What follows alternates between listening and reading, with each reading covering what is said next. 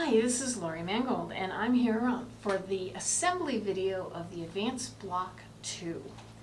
This one is going to test your patience a little bit, and it's going to test your ability to do the stitch and flip method.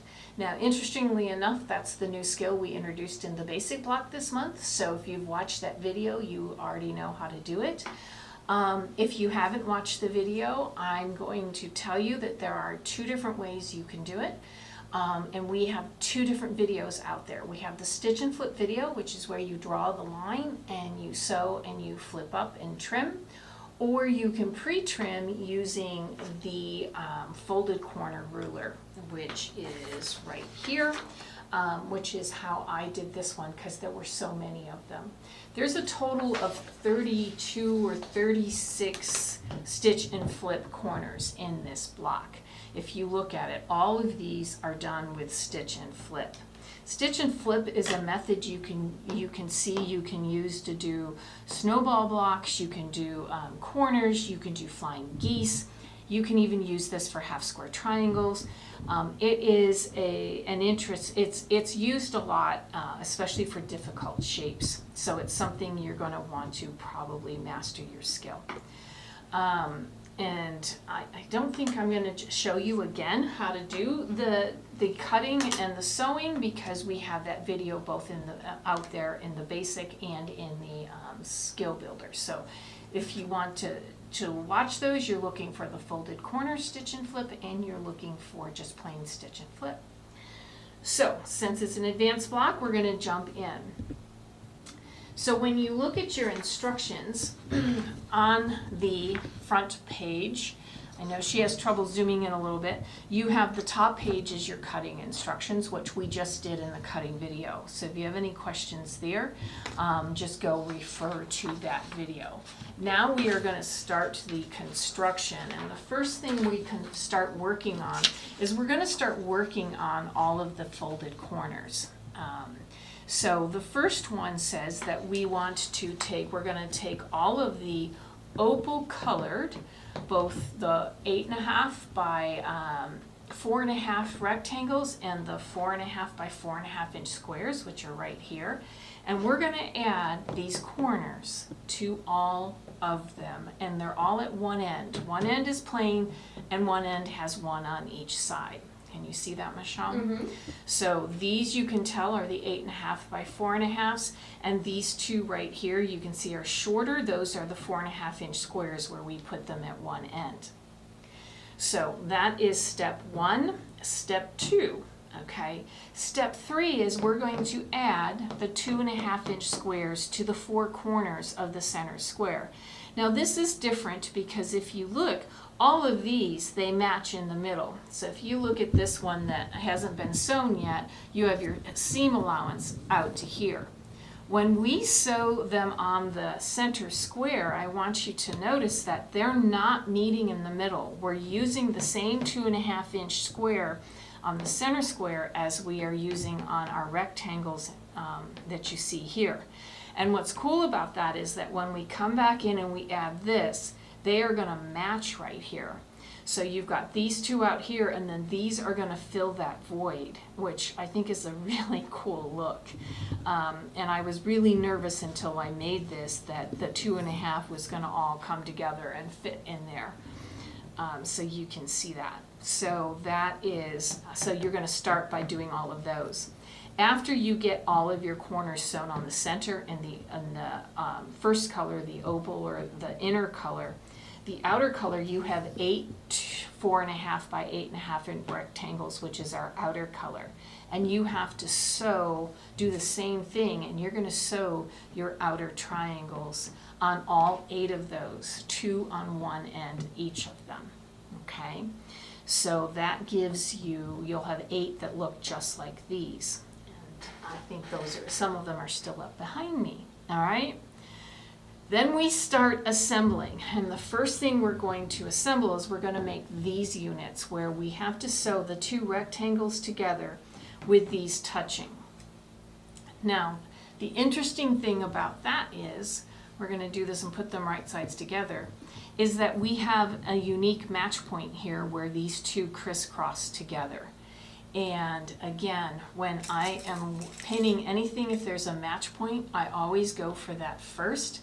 And so what I'm going to do is, from the wrong side, I know that the match point is right where these threads go crisscross. And I can put a pin, and I like it better up here, right through that match point, okay?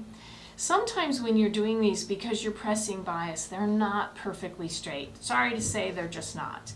And so I take this and I stab the match point of the one underneath it, and I hold it up straight, and then I straighten out and I push this down so that it's right sides together. Now, if it's off a little bit, if these two edges aren't matching exactly, I don't want to make them match exactly, because I have this right at the match point, if that makes sense. So I had one where one was a tad longer than the other, and I left that because what's important is the match point. Now, I'm going to go ahead and hold that in place, and I'm going to run a pin right up through there so that that can't move, okay? And then I am going to sew my 1/4 inch seam. Now, I don't think I have a pen in here where I can mark this. And I used white thread of all things. Can you hand me that cactus pen so I can show this? If you look at your stitch line, my stitch line here is going this way, and my stitch line here is going that way. Right where they cross is the match point. Can you see that? So yep. When I sew my 1/4 inch seam, I need to be at least in that, but I like to be one needle position above that match point if I can, which is why I sew a scant 1/4 inch.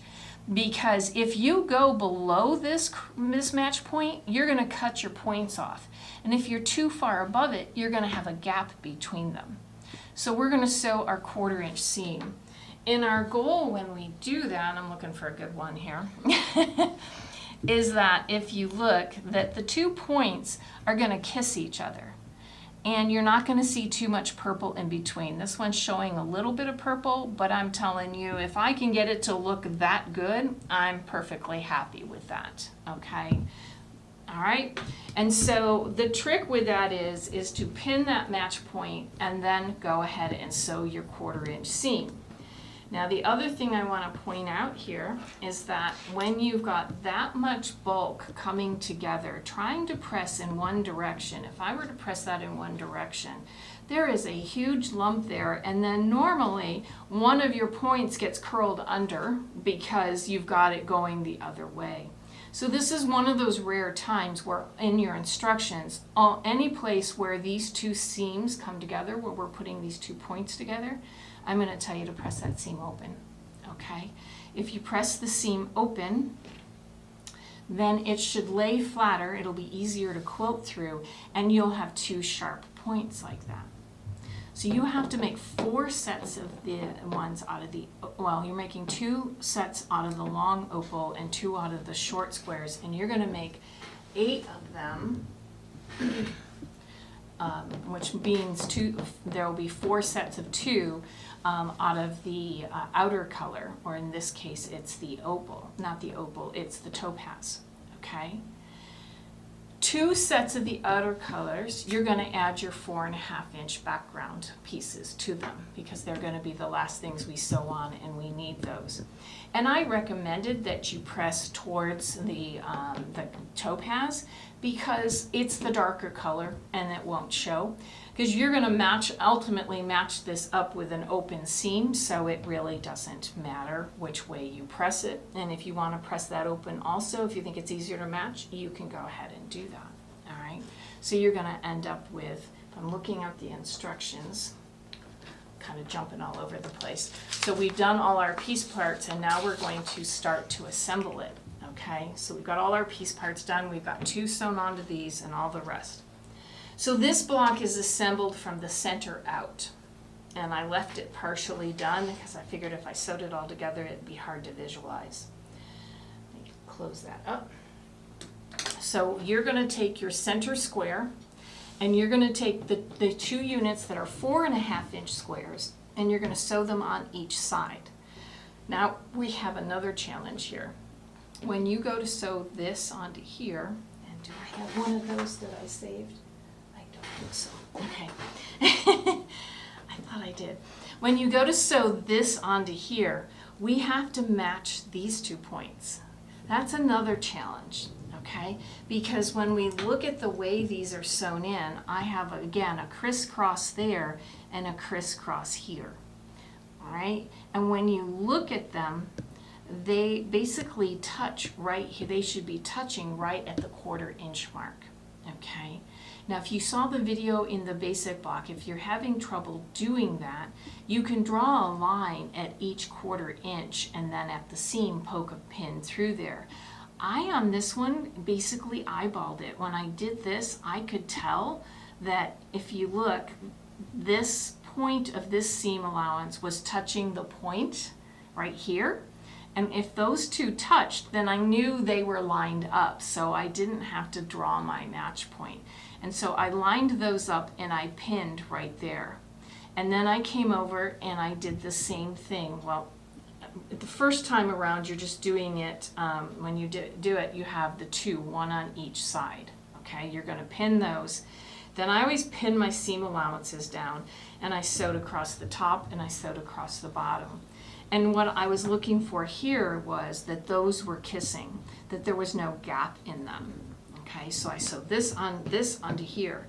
Then I came back and I'm just gonna sew this one onto this one.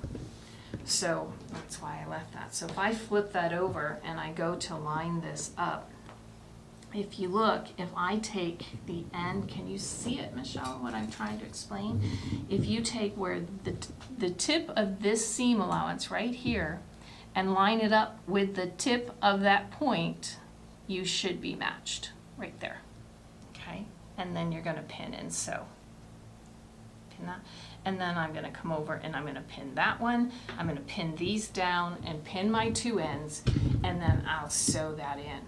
Now, if you want to be sure before you sew the whole thing in a 2.5 inch seam, you can start sewing here to here and do it in a 3.5 inch length, and then you can open it up and check that they match and that they're kissing, and if they're good, then go back and put your stitch length at 2.5 and sew the whole length, and you'll be good there, okay? So you'll have the center square. Now on your instructions, after each round, I tell you what it should measure. So at this point, this is going to measure 16.5 by 16.5, okay? And then it's fun because now we're gonna come and we're gonna take, and we're gonna put these on each side of here, okay? And again, we're gonna press this seam open because of the bulk. And this one I've got pinned. I didn't actually sew it yet, but this one's gonna go here. This, right?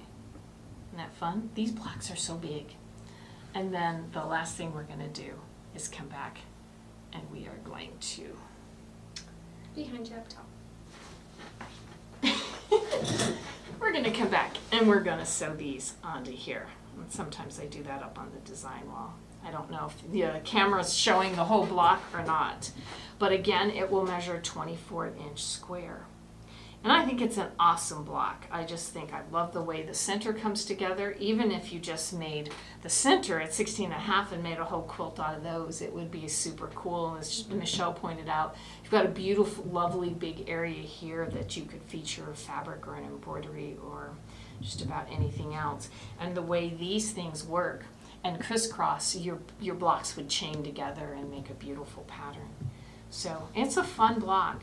Now, this part, sewing these on, will make you a little crazy, but take your time, make sure they're straight, and you'll be good to go.